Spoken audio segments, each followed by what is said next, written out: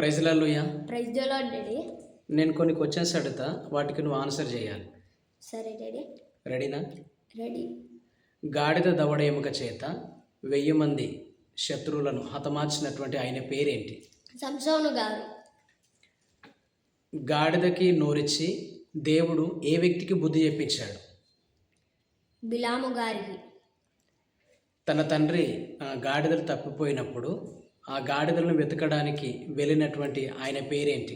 సౌలు గారు.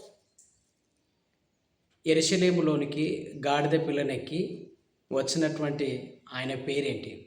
యేసుక్రీస్తు ప్రభు. ఆగండి డాడీ, నాదొక ప్రశ్న.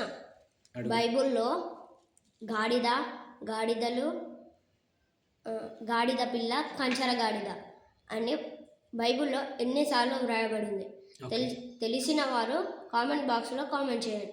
ఈ వీడియో కనుక మీకు నచ్చితే లైక్ చేసి, షేర్ చేసి, సబ్స్క్రైబ్ చేసుకోండి. Thank you everyone. ఈ వీడియో చూసిన ప్రతి ఒక్కరికి నా హృదయపూర్వకమైన వందనాలు. Love you all. Love you all. Praise the lord. Praise the lord.